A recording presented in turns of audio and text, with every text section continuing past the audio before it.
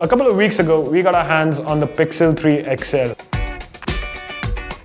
Hey guys, I'm Ankush and I'm here today to talk to you about Google's latest smartphone, the Pixel 3. This is the larger of the two versions Google has out in the market. They're nearly identical, the only difference being the screen size. Now we've had 2 weeks to spend with this baby and this is what we have to say about it. So first up, let's talk about how does this phone look and feel. Full disclosure, I'm not a big fan of super-sized smartphones. I like small phones, fit better in my hands. But that being said, the Pixel 3 might just convert me. The Pixel 3 definitely feels more premium than the Pixel 2. It's got this nice two-tone look and it has this frosted glass back you can see over here. That being said, it is glass. You might want to invest in a cover. Now my problem with super-sized smartphones has always been the weight. The Pixel 3 XL doesn't feel heavy. It rocks in at about 180 grams and it feels just right in one's hands. The Pixel 3 XL comes in 3 colors, white, pink and black, and if I had to recommend one, I'd go with the white. No reason, I just like white.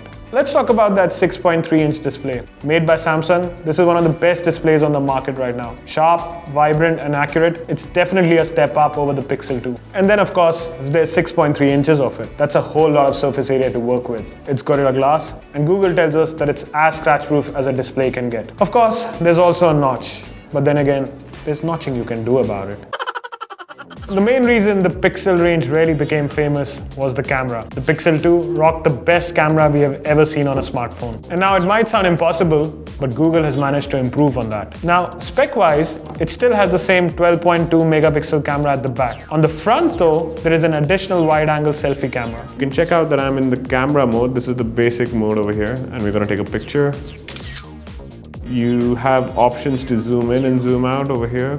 This is what Google calls the super res zoom. Portrait mode is awesome as well.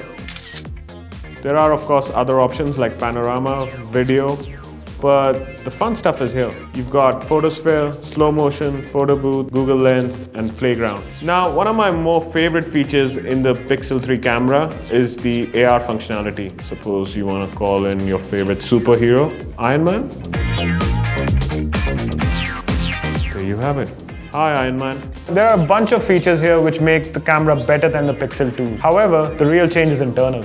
Google is using the same image processing tech, but it has fine-tuned and tweaked it to another level. Basically, you just can't go wrong with this camera. Now the Pixel 3 is pretty standard when it comes to the hardware behind it. There's a Snapdragon 845 processor, 4 GB of RAM, and you have storage options between 64 GB and 128 GB. Now, like the Pixel 2, there is no headphone jack, but Google has been kind enough to include the USB-C headphones in the box. On the software side of things, Google has really tweaked it to the next level. The Google Pixel 3 XL is far more intuitive, and with the Google Assistant, really does become a do-it-all ninja. One other feature I want to talk about is the notification swipe feature. If you look at the behind, you have this fingerprint scanner. You can use it to go through your notifications. There are only 2 reasons why I think you should not buy the Pixel 3 XL. 1, if you have the Pixel 2, in which case you'll get a lot of features in the update. And 2, if you're tied into the Apple ecosystem, in which case it might be difficult for you to manage a device outside of it. The Pixel 3 XL costs $83,000 upwards and really is on the expensive side of things. That being said, it is worth every penny. For more tech reviews, subscribe to Mashable India.